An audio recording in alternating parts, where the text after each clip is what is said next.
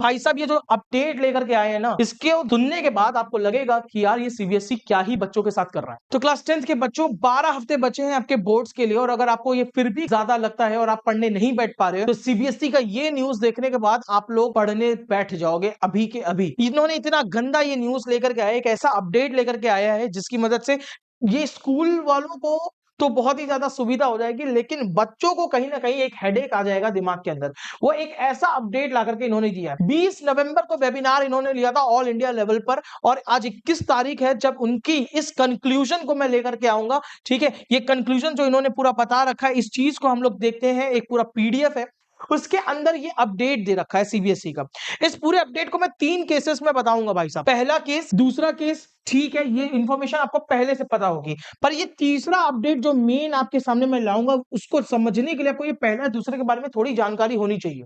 CBSE class 10th के इस साल का, यानी कि 2025 से 2026 के बैच वालों का 2 बार पेपर कंडक्ट करवाने वाला है, जिसमें से पहला पेपर मस्ट है, आपको देना है, ये मस्ट है। ये पहला अपडेट सीबीएसई ने बताया, कहा कि यार ये पेपर, पहला पेपर देना मस्ट है। अभी क्या है मैं बताता हूं। कुछ लोगों का सोचना था कि सर पेपर 2 बार हो रहा है, ऐसा करते हैं कि पहला फरवरी वाला जो अटेम्प्ट है उसके अंदर मैं अपना सोशल और साइंस इन दोनों को बहुत अच्छा कर दूंगा, बाकी 3 को मैं जो है अप्रैल वाले मंथ में देख लूंगा।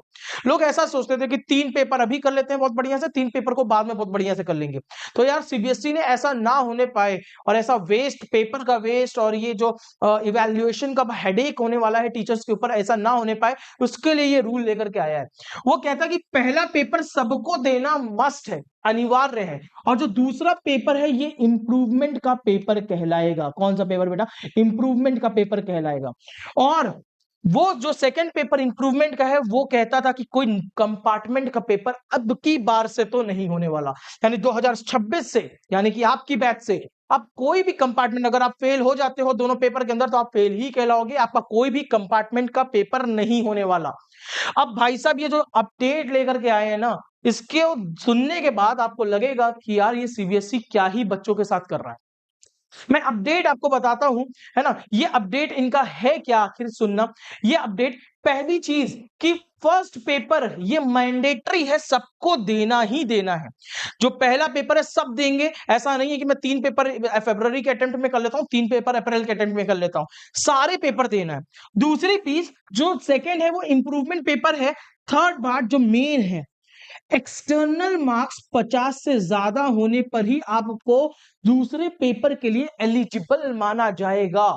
मतलब कि पहले सर एक्सटर्नल मार्क्स, ये एक्सटर्नल मार्क्स क्या है? देखो यार 100 मार्क्स का आपका पूरा पेपर रहता है, ठीक है, 100 मार्क्स का रहता है एक सब्जेक्ट का। इनमें से 20 मार्क्स का जो है आपका इंटरनल होता है, जो कि स्कूल की तरफ से आपको दिया जाता है, स्कूल की तरफ से आपको इंटरनल दिया जाता है।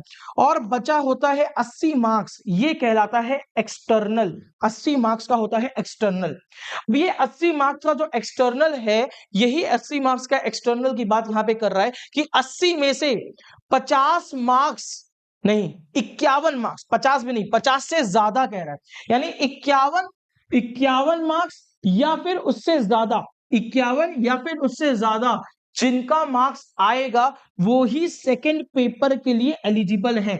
यानी सेकंड पेपर में सिर्फ वही बैठ सकते हैं जिनका फर्स्ट पेपर में 51 या फिर उससे ज्यादा मार्क्स आएगा। यानी अगर आपका 51 मार्क्स आएगा तो आप फर्स्ट पेपर में बैठ सकते हो, आपका 52 मार्क्स आएगा तो आप फर्स्ट पेपर में बैठ सकते हो। यानी 51 या उसके अबव जितना मार्क्स आएगा तो आप फर्स्ट पेपर के अंदर, अगर आपका 51 या उससे ज्यादा मार्क्स आएगा तो ही आप सेकंड पेपर के लिए एलिजिबल हो, तो ही आप सेकंड पेपर दे सकते हो, इंप्रूवमेंट वाला पेपर दे सकते हो, वरना सेकंड पेपर नहीं दे सकते। अब दिमाग में आता है सबके यही चीज कि सर यानी कि जो उखाड़ना है पहले पेपर में उखाड़ना है। हाँ मेरे भाई, जो उखाड़ना है पहले पेपर के अंदर ही उखाड़ना है, अदरवाइज आप लोग लटक जाओगे।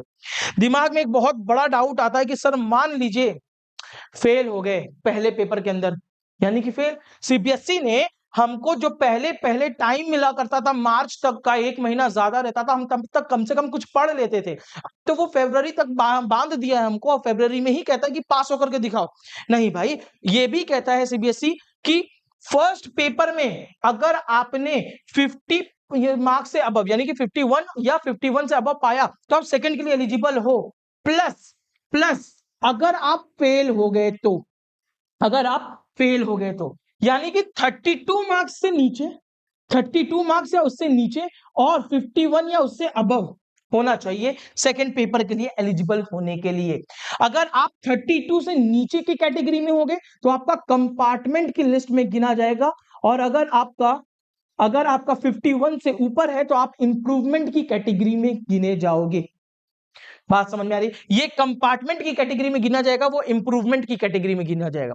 देखो यार 32 में ओवरऑल पासिंग मार्क्स बता रहा हूं 100 में से, ठीक है, एक्चुअली 33 होता है जो कि 33%, ठीक है। तो आप 34 मान करके चलो, यानी कि मैं यहाँ पे 33 कर दे रहा हूँ राउंड फिगर में, ताकि कोई कंफ्यूजन ही ना रहे। तो 33 से कम है तो वो कंपार्टमेंट की कैटेगरी में कहलाएगा, और 51 से ज्यादा है तो ही वो इंप्रूवमेंट की कैटेगरी में कहलाएगा। अदरवाइज जो आपका रिजल्ट है वो कंपार्टमेंट के नाम के थप्पे के साथ आएगा।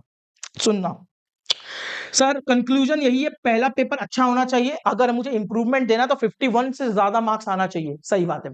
दूसरे पेपर के लिए वही एलिजिबल है जो कि 51 से ज्यादा है। ऐसा सीबीएसई ने क्यों किया?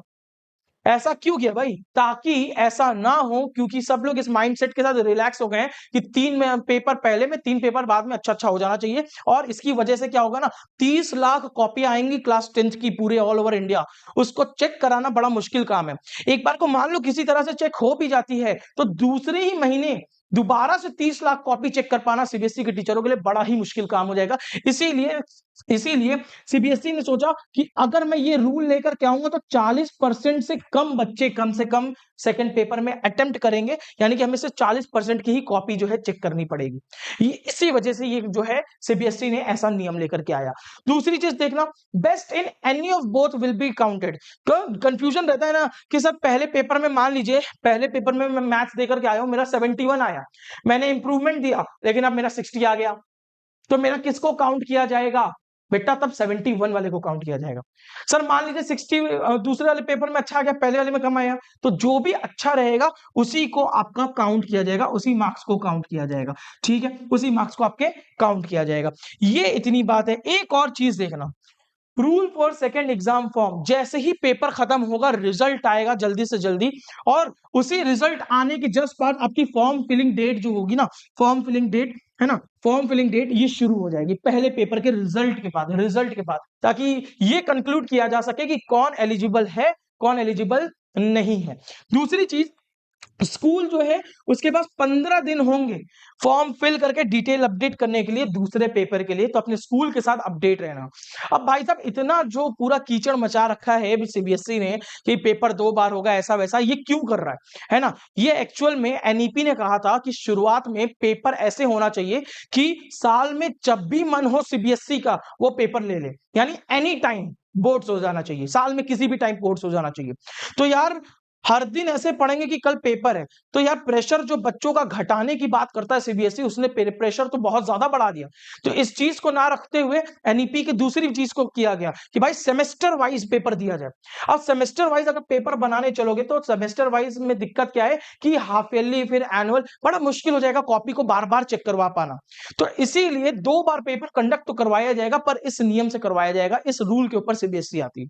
सर ओवरऑल सीबीएसई किस पे फोकस कर रही है? मेंटल प्रेशर, जो बच्चों का पीयर प्रेशर पड़ रहा है वो सारी चीजों को कम करने के लिए ही सीबीएसई ऐसा कुछ कर रही है। एक और चीज, अगर ये मेरी तरफ से है कि यार सीबीएसई अगर प्रेशर कम करना ही चाहती है बच्चों का, तो उसको जो बच्चे अपनी नोट्स को छाप रहे होते हैं, है ना, वो जो नोट्स को छाप रहे होते हैं उसके बजाय उनको अपनी नोट्स खुद बनाने के लिए प्रमोट करना चाहिए। खैर वो प्रमोट तो करता ही है, लेकिन उसने पूरा कंट्रोल अपने हाथ में नहीं लिया।